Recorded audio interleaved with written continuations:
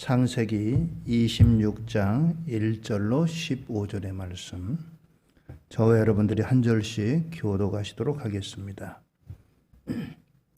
아브라함 때에 첫 흉년이 들었더니 그 땅에 또 흉년이 들매 이삭이 그랄로 가서 블레셋 왕 아비멜렉에게 이르렀더니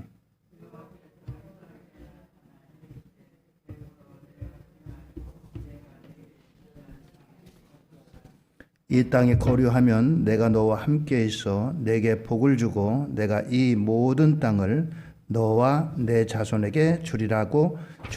내가 내 아버지 아브라함에게 맹세한 것을 이루어.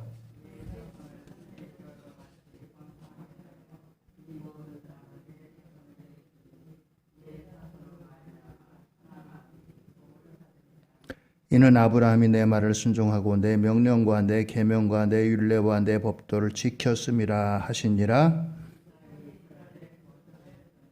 그곳 사람들이 그의 아내에 대하여 물으매 그가 말하기를 그는 내 누이라 하였으니 리브가는 보기에 아리따움으로 그곳 백성이 리브가로 말미암아 자기를 죽일까 하여 그는 내 아내라 하기를 두려워함이었더라.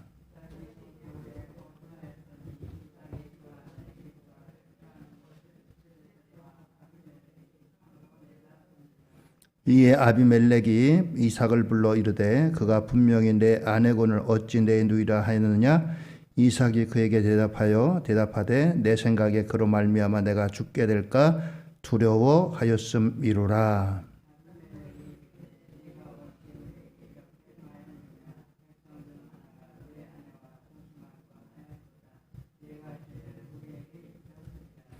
아비멜렉이 이에 모든 백성에게 명하여 이르되 이 사람이나 그의 아내를 범하는 자는 죽이리라 하였더라.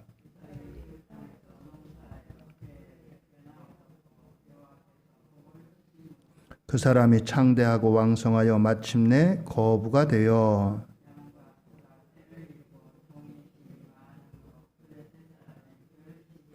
함께 읽습니다. 그 아버지 아브라함 때에 그 아버지의 종들이 판 모든 우물을 막고 흙으로 메웠더라. 아멘.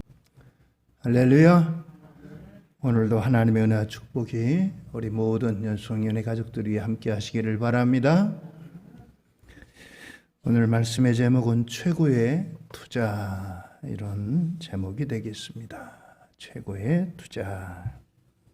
코로나19 시대에 모두가 힘들다고 하죠. 그래서 나라에서도 재난지원금을 주기도 하고 여러 가지로 어렵고 힘든 분들에게 도움을 주려고 애를 쓰고 있습니다. 코로나19로 힘들고 어려운 시대에 2020년 한 해 동안 가장 높은 수익을 낸 재테크 수단이 뭐냐? 조사를 했더니 주식이었습니다. 1년 동안 얼마나 수익을 냈느냐? 여기 37.16%. 한 해 1년 정기 예금 금리가 지금 2%가 안 됩니다.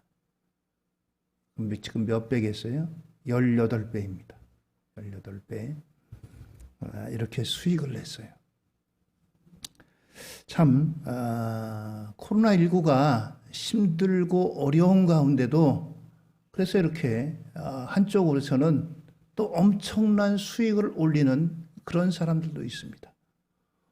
5%만 올려도 참 잘 올리는 거예요. 수익률이. 그런데 37.16% 이렇게 높은 수익률을 올렸다라고 하는 겁니다. 그런데 제가 여러분들에게 소개해드리는 이분은 수익률이 무려 10,000%입니다. 10,000%. 10,000%면 어떻게 되겠어요? 원금의 100배입니다. 원금 1억을 넣으면은 100억이 되는 겁니다. 얼마 전에 우리나라 경찰이 이제 범죄 수익금을 압수를 했는데 그때 그 사람이 갖고 있는 게 비트코인밖에 없었어요. 비트코인이 저도 잘 모르겠지만 아무튼 디지털 화폐래요. 그런데 그 당시에 이 비트코인이 아마 몇 개 안 됐습니다. 그런데 이것을 처분해야 되는데 법률적으로 처분할 수가 없어서 이 경찰도 이것을 압수하고 그냥 그대로 쟁여놨어요. 근데 이게 2년인가 3년 정도 지나고 났는데 그게 무려 수십 배가 뛰었습니다. 그동안의 비트코인이. 그래서 이 경찰이 갖고 있는 것을 이제 팔아가지고 국고에다 환수하는데 그만큼 나라 수입이 늘어난 거예요. 이 비트코인을 이제 그 벌금으로 납부한 사람은 얼마나 배가 아프겠어요. 야, 내가 어떻게 하든지 돈을 벌금을 내고 그렇으면 내가 비트코인으로 돈 버는 건데 그렇지 않겠어요? 참 이런 이제 웃지 못할 이런 얘기들이 오늘 들려집니다. 성경은 단지 우리에게 영적인 면에서 구원뿐만 아니라 이 속에는 경제가 담겨져 있고 정치가 담겨져 있고 법률이 담겨져 있고 요즘 한참 우리에게 다가오는 사회복지가 담겨져 있고 또 음악이 담겨져 있고 문학이 담겨져 있고 세상의 모든 만사가 이 성경 하나님 말씀 속에 담겨져 있습니다. 그래서 성경을 모르면은 전 세계적인 문학가나 또 예술가나 또 정치인이나 경제가가 될 수 없어요. 이 성경 속에 다 담겨져 있기 때문입니다. 여러분들 그래서 매일같이 성경을 읽으라고 말씀드린 거예요. 여러분들이 어떤 문제 해결하는 그 통로가 바로 이 성경 하나님 말씀 속에 담겨져 있는 겁니다. 오늘 우리에게 이제 이삭이라고 하는 한 인물을 소개합니다. 이삭은 누굽니까? 아브라함의 아들입니다. 아브라함의 아들인 이삭이 살고 있는 시대에 흉년을 만났어요. 흉년을 만났습니다. 흉년은 참 힘들고 어려운 일입니다. 흉년은 배고픈 계절이에요. 경제적으로 불황의 때입니다. 경제적으로 어렵고 힘든 불황의 때를 말해요. 경제적으로 불황, 어렵고 힘든 바로 그때를 맞이해서 이삭이라고 하는 사람은 타개책을 저 애굽에서 찾으려고 애굽으로 옮겨가려고 했습니다. 그가 살고 있는 이 가나안 땅에는 비록 흉년, 비가 안 오고 흉년이 들었지만 그 애굽이라고 하는 곳은 농사가 잘 되고 먹을 것이 많고 또 문화가 발전돼 있고 모든 면에서 풍족한 곳입니다. 없는 곳에 있는 사람이 풍족한 곳에 간다는 것이 뭐 얼마나 그 당연한 일이겠어요? 그런데 오늘 여기에 하나님께서 이삭에게 이삭아 너 저 애굽으로 가지 마라. 내가 내게 지시하는 땅에 머물러 있어라. 바로 말씀하십니다. 오늘 이 말씀을 듣고 이삭이 가던 길을 멈춰섭니다. 그리고 돌아섭니다. 하나님이 지시하는 땅에 거합니다. 1년 동안을 농사짓지 않던 이 목축업자인 이삭이 농사를 짓습니다. 하나님 말씀대로 따릅니다. 1년 후에 수확을 거둬보니까 100배나 결실을 거두었다고 했습니다. 1000%의 1000%의 수익률을 올린 겁니다. 오늘 우리에게 이 말씀 통해서 오늘 주시는 교훈과 권면이 담겨져 있습니다. 먼저 첫 번째는 오늘 이 말씀을 통해서 우리가 깨닫고 우리가 얻을 교훈은 말씀의 영역 안에 있으라라고 하는 이런 말씀입니다.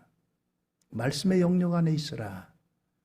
하나님의 말씀의 그 영역 안에 그곳에 있고 그 밖으로 나가지 말라라고 하는 것입니다. 오늘 1절과 2절에 이렇게 말씀합니다. 아브라함 때 첫 흉년이 들었더니 그 땅에 또 흉년이 들매 이삭이 그랄로 가서 블레셋 왕 아비멜렉에 이르렀더니 여호와께서 이삭에게 나타나 이르시되 애굽으로 내려가지 말고 내가 내게 지시하는 땅에 거주하라. 그렇습니다. 이삭이 어떤 사람입니까? 아브라함의 아들입니다. 그는 어렸을 때 일찍이 아버지 아브라함이 번제로 드리려고 그는 번제물로 드렸던 사람이 그럴 때도 순종을 했습니다. 아버지의 뜻에. 그런 사람이 이삭이에요. 그런데 여기 이삭이 그 믿음의 조상 아브라함의 아들이고 그도 역시 순종하는 사람이고 믿음의 사람이었는데 살아가면서 흉년을 만났다는 거예요. 흉년을 만났다는 겁니다. 여러분들의 삶에도 원치 않는, 기쁘지 않는 흉년이 찾아올 수 있다는 사실을 기억하세요. 믿음의 사람에게도 흉년이 찾아올 수 있다는 겁니다. 여러분들 우리가 믿음의 사람에게는 흉년도 없고 매번 풍년만 들고 좋은 일만 있고 건강하고 사업도 잘 되고 자녀들도 잘 되고 모든 일이 뭐 이렇게 어려움이 없이 흉년이 없는 그런 인생은 아니라는 겁니다. 아브라함 때도 흉년이 들었더니 그 아들 이삭의 때에도 흉년이 있었어요. 예수님도 십자가 지셨잖아요. 세상적으로 보면 십자가야말로 얼마나 흉악한 죄수의 형틀이에요. 예수님이 꽃가마 타시고 하늘나라 가신 것 아닙니다. 기억하세요, 여러분들? 예수님이 십자가에 달려 죽으셨어요. 예수님이 하늘로 올라가실 때, 승천하실 때 꽃가마 타고 하늘로 올라가셔갖고 밑에서 사람들이 환송을 하고 뭐 이렇게 올라가신 거 아니에요. 먼저는 십자가를 지셨다는 겁니다. 하나님의 사람에게도 오늘 이런 십자가, 흉년이 있다는 사실입니다. 중요한 것은 이 흉년에 어떻게 반응하느냐, 이것이 하나님의 사람과 세상 사람과의 차이입니다. 이 이삭도 이러한 이제 흉년에 애굽으로 내려가려고 했던 것 같아요. 그러니까 하나님께서 애굽으로 내려가려고 하는 이 이삭에게 너 애굽으로 내려가지 마라. 내가 내게 지시하는 땅에 거주하라 말씀하십니다. 애굽으로 내려가는 것은 어떻게 보면 문제를 쉽게 해결하는 거죠. 흉년이 들어서 먹을 것이 없는데 애굽에 가면 먹을 게 많거든요. 얼마나 좋은 해결책이에요. 얼마나 빨리 해결할 수 있어요. 얼마나 쉬운 일이에요. 그런데 하나님은 거기 내려가지 마라 라고 말씀하십니다. 그러면서 내가 내게 지시하는 땅에 거주하라 라고 하는 것입니다. 이 애굽이라고 하는 것은 오늘날로 이집트를 말합니다. 이 이삭이 있는 가나안, 지금의 이스라엘에서 이 이집트까지는 그렇게 먼 길은 아닙니다. 걸어서 가면 열흘이면 충분히 갈 수 있는 길이에요. 그 정도로 그렇게 가까운 거리입니다. 그런데도 불구하고 하나님께서 가시지 말라고 해요. 가지 말라고 말씀합니다. 오늘 이 애굽이라고 하는 곳은 단순한 이제 지명뿐만이 아니라 거기에는 영적인 의미가 있어요. 성경에 애굽이라고 하는 말이 나올 때마다 우리가 주의 깊게 봐야 될 것이 그것이 어떤 때는 지명으로 사용돼서 단순히 이제 지금 존재하는 그 이집트를 의미하기도 하지만 어떤 때는 영적으로 불신앙의 도성, 불신앙의 이제 영적인 상징을 애굽으로 이렇게 표현하기도 합니다. 여기 이삭에게 가지 말라고 한 이 애굽은 바로 영적으로 하나님 불신앙하는 그와 같은 도성입니다. 하나님을 의지하지 않는, 하나님을 무시하는 이와 같은 도성을 의미해요. 유혹의 장소요, 타락한 죄악의 도성이라는 겁니다. 하나님께서는 이와 같이 이 이삭에게 애굽으로 가지 마라. 하나님의 음성이 들리지 않고 하나님의 뜻을 발견할 수 없는 애굽으로 가지 마라라고 하나님께서는 이와 같이 이삭에게 말씀하십니다. 우리에게도 원치 않지만 이런 흉년의 일들을 만나긴 합니다. 살아가면서 이런 일들을 만날 때 우리가 기억해야 될 것은 어떻게든지 이 흉년, 물질의 흉년, 또 건강의 흉년, 관계의 흉년, 어려움의 흉년을 회복하기 위해서 세상적인 방법으로, 불신앙의 방법으로 이것을 해결하는 게 가까이 있고 빨리 해결할 수 있는 길로 보일 때 우리가 적지 않게 이런 유혹을 받는다는 거예요. 아, 저렇게 해결하면 해결되겠다. 저곳으로 가면 문제가 해결될 것 같아. 이 어려움이 물러갈 것 같아. 흉년이 해결될 것 같아. 거기는 풍요로울 것 같아. 오늘 우리는 이러한 유혹을 적지 않게 받는다는 사실입니다. 오늘 그러나 우리는, 저와 여러분들은 하나님의 말씀으로 사는 사람들이 하나님의 말씀의 영역 안에 거하라 라고 하는 것입니다. 우리들이 보기에는 아이고 뭐 그렇게 힘들게 살아, 어떻게 1년을 기다려, 농사지어 갖고 어떻게 1년을 기다려, 그냥 애굽으로 가면 거기 먹을 거 많은데 거기 가서 식량 얻어오면 되지. 예? 여러분들 시간적으로, 육체적인 힘으로 애굽으로 가지 않고 여기서 농사 짓고 기다리는 것은 시간적으로 오래 걸립니다. 육체적으로 힘이 들어요.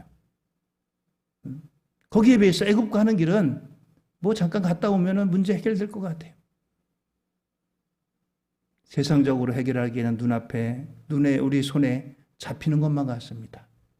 그런데 하나님 말씀대로 준행한다는 것은 멀리 보이고 눈에 보이지도 않고 정말 그렇게 될지 확신할 수도 없는 그와 같은 일일 때가 있어요. 오늘 그런데 이 이삭은 하나님의 말씀에 순종해서 애굽으로 내려가지 않습니다. 그곳에 농사를 짓습니다. 1년을 기다립니다. 오늘 여러분들 하나님의 말씀의 영역을 오늘 여러분들 벗어나지 마시기 바랍니다. 눈에 보이지 않아도, 귀에 들리지 않아도, 손에 잡히지 않아도 믿음만을 가지고서 나아가는 오늘 저와 여러분들 우리 모두가 되기를 예수님의 이름으로 축원을 드립니다. 말씀의 영역을 벗어나지 말라는 거예요. 아이고 하나님 1년 어떻게 기다려요? 여기다 농사 지으라고요? 전 농사도 안 지어봤어요. 농사 짓는다고 다 지금까지도 흉년 들었는데 또 흉년 들면 어떻게 해요? 애굽엔 먹을 게 많아요. 거기 가서 빨리 해결하고 싶어요. 그것이 우리 사람들의 인지상정입니다. 마음이. 그러나 하나님은 우리에게 말씀의 영역을 벗어나지 마라. 말씀의 영역 안에 있으라. 축복이 바로 거기 있다라고 말씀하십니다. 그것이 믿음의 사람, 하나님의 사람이 살아가는 방법이에요. 오늘 저와 여러분들에게도 이러한 믿음으로 하나님을 경외하고 하나님의 말씀을 준행하는 믿음의 결단이 있게 되기를 주의 이름으로 축원드립니다. 요한복음에 이렇게 말씀합니다. 15장 4절과 5절입니다. 내 안에 거하라. 나도 너희 안에 거하리라. 가지가 포도나무에 붙어 있지 아니하면 스스로 열매를 맺을 수 없음 같이 너희도 내 안에 있지 아니하면 그러하리라. 나는 포도나무여 너희는 가지라. 그가 내 안에 내가 그 안에 거하면 사람이 열매를 많이 맺나니 나를 떠나서는 너희가 아무것도 할 수 없음이라 말씀합니다. 예수님이 포도나무 비유를 들어서 나는 포도나무다, 너희는 가지다. 가지가 포도나무에 붙어 있어야 열매를 맺는다. 많이 맺는다. 너희가 여기서 포도나무에서 떨어져 나가면은 너희들은 열매를 맺을 수 없다라고 하는 거예요. 바로 이와 같은 이치입니다. 말씀의 영역을 벗어나면은 거기서는 열매를 맺을 수 없다라고 하는 거예요. 그것이 바로 오늘 저와 여러분들에게 말씀의 영역 안에 붙어 있으라, 그곳에 머물러 있으라 라고 하는 말씀인 것입니다. 두 번째로 최고의 투자, 최고의 수익률을 올리는 비결은 약속을 믿으라 라고 하는 것입니다. 같이 봅시다. 두 번째, 약속을 믿으라. 우리 같이 한번 합시다. 약속을 믿으라. 약속을 믿으라. 그렇습니다. 3절로 5절의 말씀에 이렇게 말씀합니다. 이 땅에 거류하며 내가 너와 함께 있어 내게 복을 주고 내가 이 모든 땅을 너와 내 자손에게 주리라. 내가 내 아버지 아브라함에게 맹세한 것을 이루어 내 자손을 하늘의 별과 같이 번성하게 하며 이 모든 땅을 내 자손에게 주리니 내 자손으로 말미암아 천하 만민이 복을 받으리라. 이는 아브라함이 내 말을 순종하고 내 명령과 내 계명과 내 율례와 내 법도를 지켰음이라 하시니라 라고 했습니다. 하나님께서는 이삭에게 애굽으로 가지 마라, 이 가나안 땅에 있어라, 이런 약속을 주시면서 또 한 가지는 내가 너와 함께 있겠다라고 말씀하십니다. 내가 너와 함께 있겠다. 오늘 이 흉년을 회복하는 가장 큰 핵심 키워드는 하나님이 함께 하시는 겁니다. 하나님이 함께 하시는 것이 가장 복 중의 복이라는 사실이, 하나님이 함께 하시는 게 복입니다. 내가 물질적으로 얼마나 많이 가져서 행복하냐, 내가 얼마나 건강하냐, 이것이 문제가 아니라 하나님이 함께 하는 게 복 중의 복이라는 거예요. 오늘 2021년도 우리 연속윤회 가족들, 우리 성도님들은 하나님이 여러분들 가정 위에, 여러분들 하시는 일 위에, 여러분들이 가는 곳마다 함께 하시는 임마누엘의 축복으로 충만하기를 예수님의 이름으로 축원을 드립니다. 오늘 이삭에게 내가 너와 함께 하겠다라고 이렇게 약속하시고 말씀하셨어요. 그렇습니다. 오늘 이 함께 하시는 이 일을 통해서 이삭이 복을 받습니다. 이삭이 거한 땅은 엄밀하게 보면 가나안 땅이지만 가나안 가운데도 블레셋의 땅입니다.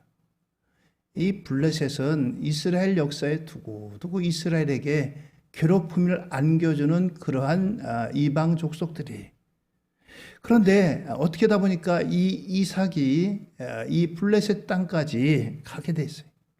하나님께서 그런데 이 블레셋 땅에 거기 머물러 있으라 말씀하셔요. 아브라함이나 이삭이나 전부 다 무엇을 하던 사람이냐면 목축을 하던 사람입니다. 양을 치던 사람들이. 그런데 가나안 땅에 머물면서 어쩔 수 없이 농사를 짓게 되는데 그 농사가 본업이 아니에요. 자기가 하던 일을 하는 것은 쉬운 일이지만 목축하던 사람이 농사 짓는다는 것은 결코 쉬운 일이 아닙니다. 전혀 다른 일이에요. 그런데 오늘 이 이삭이 하나님의 이 말씀대로 이제 그 땅에 거하면서 농사를 짓습니다. 하나님께서는 이 이삭에게 또다시 아버지 아브라함에게 약속하신 것을 다시 한번 상기시켜 주십니다. 28장 13절 그리고 28장 14절에 이렇게 말씀합니다. 또 본즉 여호와께서 그 위에 서서 이르시되 나는 여호와니 너의 조부 아브라함의 하나님이요 이삭의 하나님이라. 내가 누워있는 땅을 내가 너와 내 자손에게 주리니 내 자손이 땅에 티끌같이 되어 내가 서쪽과 동쪽과 북쪽과 남쪽으로 퍼져갈지며 땅의 모든 족속이 너와 내 자손으로 말미암아 복을 받으리라 라고 말씀하십니다. 우리 이렇게 하나님께서는 이제 그 아브라함의 하나님, 이삭의 하나님, 그리고 너와 내 자손에게 이 땅을 주겠다. 그리고 그들에게 이제 축복하셔서 내 자손이 말미암아 복을 받을 것이다 라고 말씀하십니다. 그래서 하나님께서는 이들에게 이런 번영의 약속을 허락하셨어요. 아브라함에게, 이삭에게. 신약에 와서 이 복을 갈라디아 3장 9절에는 이렇게 말씀합니다. 그러므로 믿음으로 말미암는 자는 믿음이 있는 아브라함과 함께 복을 받느니라. 할렐루야. 믿음으로 복을 받았다고 말씀했어요. 하나님의 약속의 말씀에 대한 믿음으로 아브라함이 복을 받고 그 아들 이삭이 복을 받습니다.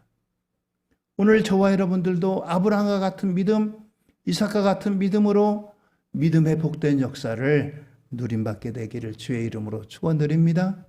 오늘 이와 같이 믿음으로 말미암아 믿음의 복을 아브라함과 함께 받게 된다라고 말씀했습니다. 성경에 보니까 하나님의 축복의 약속의 말씀에 대해서 성도들이 응답한 것 가운데 아멘 아멘으로 응답한 것이 있습니다. 여러분들 아멘 아멘 같이 한번 해보실까요? 아멘 아멘. 좀 약간 운율을 띄어가지고 그냥 아멘 아멘 하지 말고 아멘 아멘. 좀 신나잖아요. 아멘 아멘. 예, 그렇게 했어요.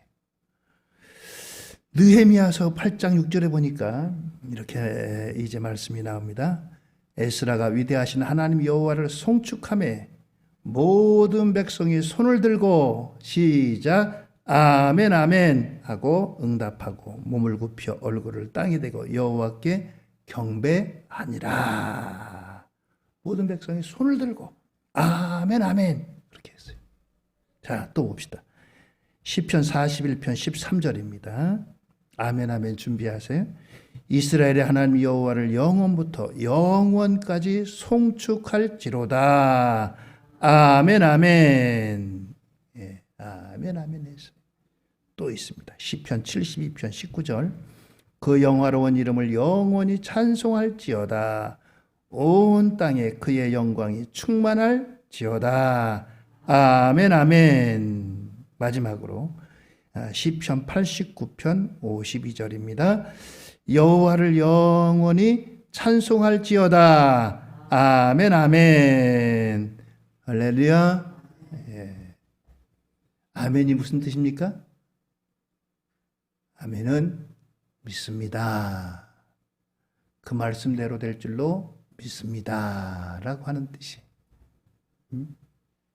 이스라엘에 가서도 아멘은 그 사람들도 아멘이. 예? 영어를 사용하는 사람들도 아멘이. 한국말을 쓰는 우리들도 아멘이고요. 중국말을 쓰는 사람도 아멘 아멘이. 일본말을 하는 사람도 아멘 아멘이고요. 이 아멘은 하나님의 말씀이 옳습니다. 하나님의 말씀대로 될 줄로 믿습니다. 그렇게 되기를 소망합니다. 라고 하는 이런 뜻이에요. 성경이 구약과 신약으로 되어 있습니다. 구약이 뭡니까? 옛 언약. 신약이 뭐예요? 새 언약. 약속이란 뜻입니다. 하나님의 약속이 바로 성경 말씀인 거예요. 그렇습니다. 어떻게 보면 인생도 약속의 연속입니다. 결혼도 남녀의 약속입니다. 사업도 서로 약속을 기반하고 있어요. 우리가 살아가고 있는 이 세상도 약속에 기반하고 있어요.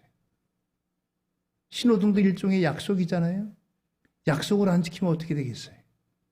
큰일 납니다. 큰일 나요. 하나님의 약속의 말씀, 그것이 바로 성경입니다. 하나님께서 이삭에게 말씀하셨어요. 축복하겠다고. 오늘 이와 같이 하나님은 이 말씀에 순종하는 자에게 축복하시겠다는 이러한 약속을 주십니다. 사람과 사람 사이도 믿을 만한 사람은 참 신뢰가, 신용도가 좋죠. 여러분들의 신용도는 어떻습니까? 신용도가 등급이 있더라고요. 뭐 어떤 이제 금융기관에 연체가 있고 그러면 신용도가 떨어져요.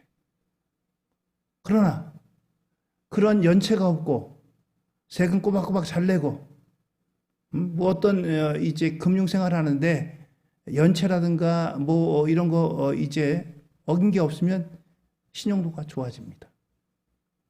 신용도가 좋아져요. 신용도가 좋은 사람은 대출이라든가 이런 데서도 이득을 봐요. 그렇지만 신용도가 낮으면 대출 받을 수도 없습니다. 내가 필요해서 돈을 빌리려고 할 때 받기 힘들고요. 이자도 더 많이 내야 돼요. 약속을 잘 지켜야 돼요. 그런데 하나님은 거짓이 없으신 분이, 약속하신 것을 미루는 분이 아니고 어기는 분이 아니고 신실하신 분이. 오늘 이 하나님의 약속을 믿으라 라고 하는 것입니다. 신명기 28장에 보면은 하나님께서 네가 네 약속을 잘 지키면 이런 복을 주시겠다라고 약속의 말씀을 주셨어요. 그래서 신명기 28장 여러분들이 한번 집에 가서 읽어보시면 어떤 축복이 있냐면은 이제 신명기 28장 1절에요. 내가 내 하나님 여호와의 말씀을 삼가 듣고 내가 오늘 내게 명령하는 그의 모든 명령을 지켜 행하면 내 하나님 여호와께서 너를 세계 모든 민족 위에 뛰어나게 하실 것이라. 이렇게 말씀하시면서요. 신명기 28장 3절에서는 성읍에서도 들에서도 복을 받는데요. 그리고 28장 4절에 내 몸의 소생과 내 토지의 소생과 내 짐승의 새끼와 내 우양의 새끼가 이제 이 짐승들이 새끼를 잘 빼가지고 번성하게 된다는 거예요. 그리고 내 광주리와 떡반죽 그릇이 복을 받고 6절에는 들어와도 복을 받고 나가도 복을 받고 그리고 대적들이 너를 치려왔다가 내 앞에서 패하고 7길로 도망갈 것이다. 그리고 내 창고와 내 손으로 하는 모든 일에 복을 내리시고 오늘 여러분들이 하시는 모든 손의 수고의 일들이 귀한 열매를 맺게 되기를 예수님의 이름으로 축원드립니다. 손으로 일을 열심히 해요. 열심히 일을 하지만 수고의 결실을 맺지 못하고 빈손으로 오는 경우가 있습니다. 그러나 하나님 말씀에 순종하면 손으로 수고하는 대로 하나님이 복을 주시겠다라고 했습니다. 하늘의 아름다운 보고를 열어주신대요. 오늘 우리 연속연의 가족들 모두에게 하나님께서 하늘의 아름다운 보고를 열어서 여러분들 심령과 가정과 자녀들을 위해 주의 복으로 충만하게 하시기를 예수님의 이름으로 축원을 드립니다. 약속을 믿으라 라고 하는 거예요. 마지막으로 세 번째는 순종까지 나아가라 라고 하는 거예요. 순종까지 나아가라. 오늘 창세기 26장 2절입니다. 여호와께서 이삭에게 나타나 이르시되 애굽으로 내려가지 말고 내가 내게 지시하는 땅에 거주하라. 지시하는 땅에 거주하라. 머물러 있으라 라고 하는 거죠. 3절에 보면 이 땅에 거류하면 내가 너와 함께해서 내게 복을 주고 내가 이 모든 땅을 너와 내 자손에게 주리라. 내가 내 아버지 아브라함에게 맹세한 것을 이루어 내 자손을 하늘의 별과 같이 번성하게 하며 이 모든 땅을 내 자손에게 주리니 내 자손으로 말미암아 천하 만민이 복을 받으리라. 12절 13절입니다. 이삭이 그 땅에서 농사하여 그의 100배나 얻었고 여호와께서 복을 주심으로 그 사람이 창대하고 왕성하여 마침내 거부가 되어 라고 했습니다. 여러분들 우리가 믿는 믿음은 그 믿음의 품사가 명사가 아니라는 겁니다. 명사, 동사 혹시 들어보셨어요? 명사는 어떤 사물이라든가 이런 것들을 일컫는 말이죠. 동사는 움직이는 말입니다. 예를 들어 걸어간다, 뛰어간다, 날아간다 이런 움직이는 말이 동사예요. 명사는 예를 들어서 책, 여기 선반, 라디오, 스피커 이런 것들은 움직이지 않잖아요. 믿음이라고 하는 것은 명사가 아니고 동사라는 거예요. 믿음이라는 것은 무슨 말이에요? 믿음이라고 하는 것은 움직이는 그러한 언어라고 하는 거예요. 움직인다는 뜻이. 믿습니다 라고 하고 가만히 그냥 있는 것, 아무것도 안 하는 것, 그게 믿음이 아니에요. 믿음은 하나님께서 이삭에게 이삭아 너 애굽으로 가지 말고 거기 있어. 아멘. 믿습니다. 그런데 믿습니다 해놓고 애굽으로 간다든지 아니면 전혀 다른 데 있다든지 그것이 아니라는 거예요. 하나님이 지시하는 땅에 있는 겁니다. 하나님 지시하는 곳에 있으려면 어떻게 돼? 움직여야 되죠. 그것이 동사라는 거예요. 믿음은 동사라는 겁니다. 철저하게. 그렇습니다. 우리의 믿음이 명사에 머물러 있는 경우가 많습니다. 믿습니다 해놓고서 그냥 아무것도 안 하고 움직이지도 않고 그냥 그 자리에 아무것도 안 하고 또는 엉뚱하게 다른 데로 가 있다든가 그런 경우가 있어. 믿음은 동사 움직이는 거예요. 하나님이 아브라함에게 아브라함아 너는 너의 본토 친척 아비집을 떠나 내가 내게 지시하는 땅에 가라. 예 알았습니다. 아멘 해놓고서 그냥 거기 머물러 있다면 그건 동사가 아니죠. 믿습니다는 해놓고는 그냥 그 자리에 머무르는 거죠. 믿습니다 했으면 거기를 떠나가지고 하나님이 지시하는 땅으로 가는 거예요.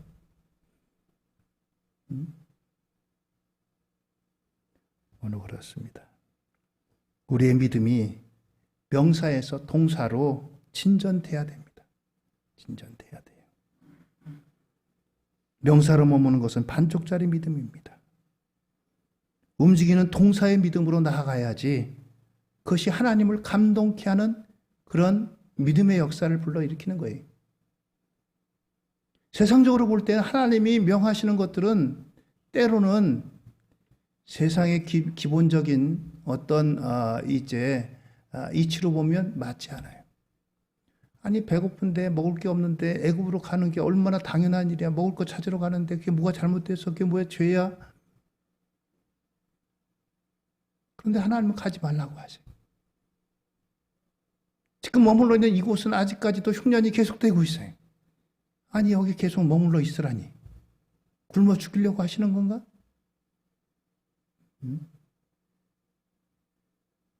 그렇습니다. 믿음이라고 하는 것은 명사가 아니라 동사다라고 하는 것입니다. 하나님 말씀에 대한 동사. 레위기 26장 9절에는 이렇게 말씀합니다. 내가 너희를 돌보아 너희를 번성하게 하고 너희를 창대하게 할 것이며 내가 너희와 함께한 내 언약을 이행하리라. 내 언약을 이행하리라. 하나님은 그 약속을 이행하시는 분이에요. 틀림이 없으시고 거짓이 없으시고 그런 분이기 때문에 그렇습니다.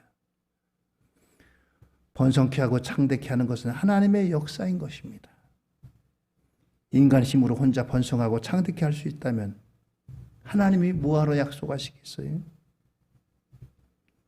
오늘 저와 여러분들 하나님과 동행하시고 동업하시는 우리 모두가 될 수 있기를 예수님의 이름으로 축원을 드립니다. 하나님과 동행하는 거예요. 하나님과 같이 일하는 거예요. 그것에 하나님의 역사가 있어요. 그렇습니다. 이 시대의 최고의 투자는 과연 어디에 있을까요? 금년에 여러분들 식재료 가운데 팥값이 많이 비싸죠? 어떤 사람은 파에다가 재테크를 빗대가지고 파테크 이렇게 말을 붙인 사람도 있어요. 제가 처음 목회한 곳이 전라남도 진도예요. 진도가 우리나라 아마 몇 번째 안 가는 큰 섬입니다. 전 그래서 진도에 가면 거의 다 모두가 고기 잡는 줄 알았어요. 섬이니까. 근데 이 진도가 크다 보니까 고기 잡는 사람은 얼마 없어요. 제가 목회하던 데도 농사 짓는데. 그런데 이렇게 바깥에 나가보면은 왜 이렇게 겨울에 특별히 파밭이 많은지. 맨 파에 파. 우리나라의 파의 7, 80%는 진도에서 올라온대요. 진도가 남쪽에 있다 보니까 겨울에 춥지 않고 얼지 않아가지고 이 파를 많이 심고 그렇습니다. 근데 파 농사를 짓는데 이분들이 이제 젊은 청년이 하나 그때 있었는데 제가 그때 전사인데 전사님 이 농사는 도박이에요. 이게 무슨 얘기냐 그랬더니 매년마다 이 팥값이 달라진다는 거예요. 어느 해는 팥금이 좋아가지고 이제 수확을 올리는 경우가 있는가 하면 어느 때는 팥값이 아주 떨어져가지고 그냥 파를 다 갈아 엎는데요. 사람들이 한 해 파가 만약에 농사가 수확이 너무 잘 돼가지고 팥값이 떨어지면 그 다음에는 파 대신에 다른 걸 심는데요. 근데 그 다음에도 팥값이 그렇게 떨어져가지고 형편없느냐? 또 그 다음에는 또 팥금이 확 올라가지고 팥값이 금값이 됐네. 어떤 사람은 이제 전년도 농사에 따라서 계속해서 그 작물을 심는 사람도 있고, 어떤 사람은 다른 거 심는 사람 왔다 갔다 뭐가 잘 될까 매년같이 매년 봄이 되면 그거 이제 생각을 한대요. 금년에 뭘 농사 지어야지 농사 이 수확을 잘 이제 돈벌이가 될까. 그거에 이제 농사 짓는 사람들의 1년 동안에 시작할 때 그 고민거리. 그렇습니다. 전년도에 팥값이 떨어져도 꾸준하게 심는 사람은 이제 팥금이 이제 금값이 됐을 때 참 돈을 벌 수가 있는 거죠. 그렇습니다. 참 그래서 이 투자라고 하는 것이 이 어떻게 보면은 도박과도 같아. 내년에 뭐가 잘 될지 어떻게 알겠어요? 내년에 어떤 농작물이 비쌀지 어떻게 알겠어요? 그걸 알면 돈을 잘 벌지. 오늘 여러분들 코로나19 시대에 모두가 어렵고 힘든 가운데도 1년에 30%의 수익률을 올린 이러한 재테크가 있대요. 여러분들에게 그렇다고 이거 제가 여러분들 하시라는 게 아닙니다. 이게 언제든지 30% 올랐다면 30% 떨어질 수도 있는 게 주식이에요. 더 떨어질 수도 있고요. 그렇잖아요. 그런 게 있다라고 그냥 여러분들 소개하는 겁니다. 안전한 투자, 주식은 오르기도 하고 내려가기도 합니다. 그런데 안전한 투자, 이것과 비교할 수 없는 더 높은 수익률, 그것은 바로 뭐냐? 하나님 말씀에 투자하는 거예요. 하나님 말씀에 투자하는 거예요. 하나님 말씀에 투자하면 결코 손해되지 않습니다. 하나님 말씀에 투자하면 하나님이 이행하셔요. 하나님이 말씀하셨기 때문에, 하나님이 우리에게 함께 하시기 때문에.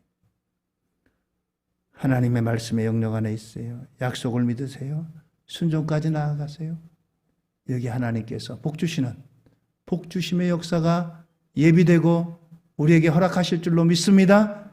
2021년 코로나19 시대에 하나님께서 주시는 이 귀한 은혜와 축복, 우리 연승이네 가족들 모두가 누림받으시는 우리 모두가 되기를 예수님의 이름으로 축원을 드립니다. 할렐루야. 기도하시겠습니다.